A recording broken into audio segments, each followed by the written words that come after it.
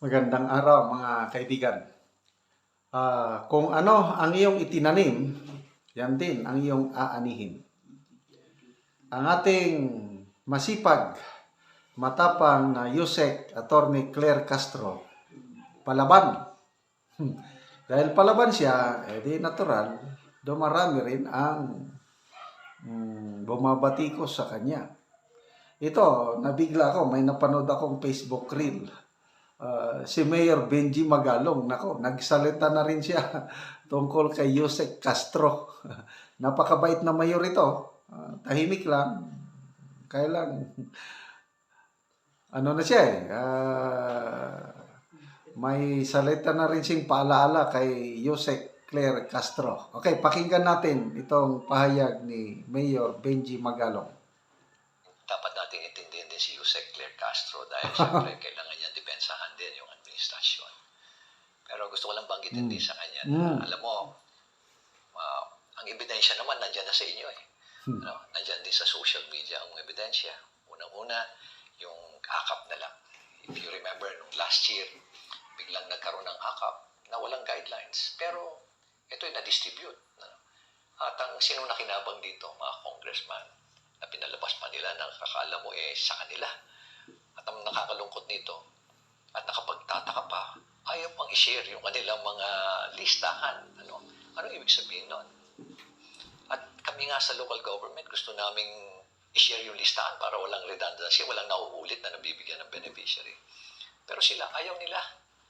At talagang puspusan nun, lalo-lalo na noong December, grabe yun, bigayan nun, na pati yung ibang mga mayor sa ibang lugar talagang binabanggit sa akin na talagang bumabaha ng pera at ayuda.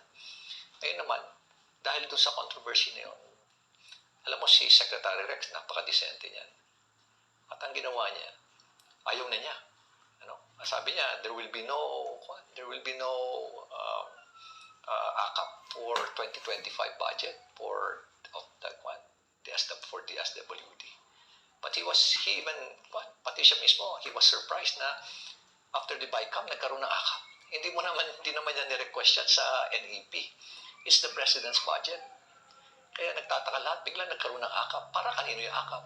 Ngayon, tingnan mo, kung sinong gumagawa ngayon ng mga text messages na na-approve na yung guidelines ng AKAP, ipapadala na namin dyan. Doon sa loob ng Congress.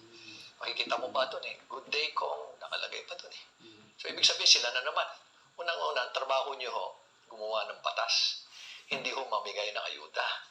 Hindi yung lagi na lang puro pagkakapirahan nandiyan kayo lagi. Nakasawsaw kayo yan basta pagkakapirahan. Okay, yung AKAP, nilagyan nila ng ilang 26 billion pesos. Hindi naman hinihingi.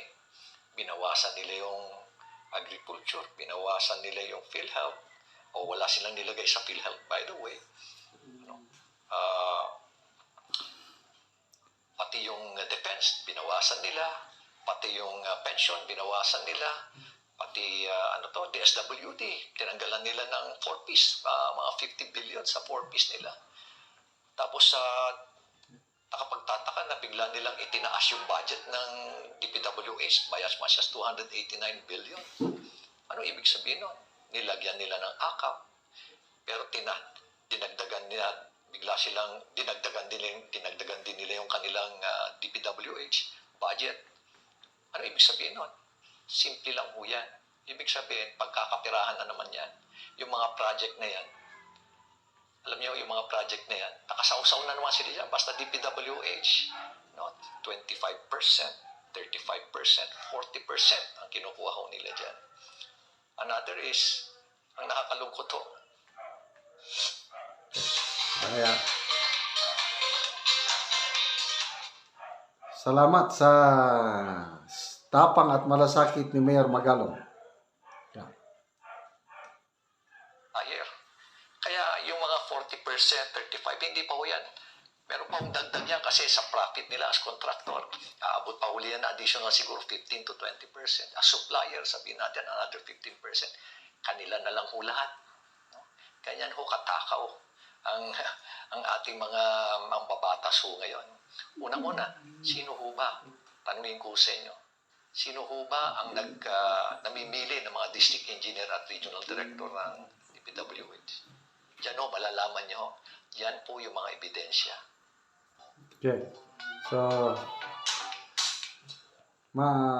maalumanay o madiplomasya pa yung dating ni Mayor Magalong dahil sabi niya, intindihin daw natin itong si Yusek Castro. Dali ito. Ngayon, depensahan din yung administrasyon. Pero gusto ko lang banggitin din sa kanya. Trabaho daw ni Yusek Castro. Depensahan ang Marcos administration. Kasama ng AKAP. Kaya lang, yung ebidensya, ang lakas na talagang ginagamit para sa eleksyon.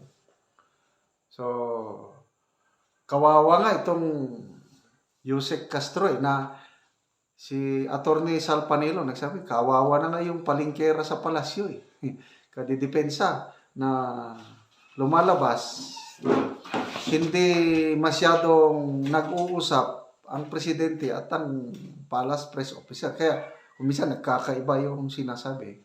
Karamihan, opinion na lang ni Yusek Claire Castro ang sinasabi niya. Kasi matanong ka pa naman sa isang topic na hindi mo alam kung anong sinabi ng amo mo. Ang hirap nun. Kaya ako, makarelate ako dyan dahil matagal akong naging spokesman dito sa Mindanao region nung nasa active service pa ako. Kaya, I don't know kung gaano how long will Yusek Castro stay in that position given her predicament na ang hirap depensahan ang kanyang amo. Lalo na ngayon, ang trajectory ng kanyang boss, yung trust and approval rating niya pababa. Mabuti na lang, pasalamat tayo at may mga Mayor Benji Magalong tayo na nagsasalita. Kahit may death threats, sige lang. Sanay ako niyan. Kaya ito, magbasa tayo sa mga comments. Rolando Dilica Oitico. A good combination, possible tandem with Inday BP Sara in 2028. Ibig sabihin niya, Inday Sara and Benji Magalong sa 2028. Ay, nako. Dandroid Ambrosio. If you run for presidency in 2028, I will campaign for you, sir. O, ito. Sobrang bilib. Pwedeng pang presidente daw. Kaya lang hindi. Itong si Mayor Magalong, malaki ang respeto niya kay PRRD. Kaya, I'm sure hindi niya lalabanan si BP Sara. Pwedeng vice president niya. Ito, Emerson Binasoy. He should be running for higher office. The most corrupt government in history. Salamat, Mayor Magalong. So, yun. Daming sasabi for Vice President si Mayor Magalong. Presidente si Sara. You're too brave. I salute you, sir. So, talagang nakakabilib itong katulad ni Mayor Magalong. Intindihin na lang natin si Yusek Castro dahil yon talaga ang trabaho niya. Okay, salamat mga kaibigan dahil sa inyong pagsubaybay sa ating channel, nakakatulong kayo ng malaki sa Tribong Talandig. Ang sweldo natin sa channel na ito is pantulong sa tribo. Sa Bukidnon ito na tribo, namimigay tayo ng yero at pako para ma-repair ang sira-sirang bahay ng Tribong Talandig. Panoorin nyo ang video na ito. Huwag mo na ni ang hero nga ihatag.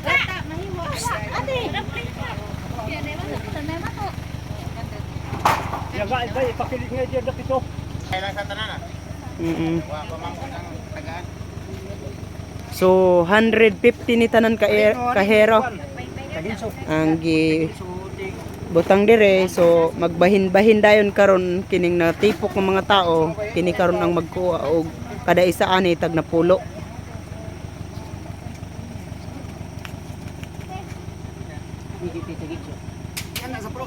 Oo, sige antilayon ko. Among balay nga. Bulsot. ug mo na ni ang mas ngit-ngit na mo na ni ang makita sa ilang atop ni ante. So mo na ni siya ang gitagaan o gero karon. So mo na ni ang ilang balay guba-guba na gyud. Ang ilang gero pod kuan na gyud kaayo mga bulsot na. Mo na ni ang ilang kaimtang wala pod sila isuga. Ngit-ngit kaayo sila. Ante yun sa imong maistorya ante nga karon abot ng imong gero. Salamat gud kaayo sa nagkuan ani, nagmugna aning kuan hinabang namo. Salamat gud kaayo labi na ang Ginoo nga Oo. nagkuan sa kuan ani. Kay salamat gud kaayo di gud batok nga akong pagpasalamat aning kuan. Oo. Kay di na gud mi matuluan kay naanay sa sin. bay naanay sin. So salamat Oo. gud kaayo. Oo, labi na ante ang nagtabang ani. Oh, labi na sa inyo ha nga Oo. kuan kuan mo sa Ginoo nga mo'y nakakita sa among balay. Mm. Salamat pud kaayo sa inyo ha. Mm. Hinaot unta nga Mm. ang inyong mulakaw pero minti mo gaubanan sa Ginoo. Oo, ante, salamat. Oo, nagpasalamat si ante sa Ginoo ug sa nagtabang niini. Ug labi na sa nagatan-aw sa video.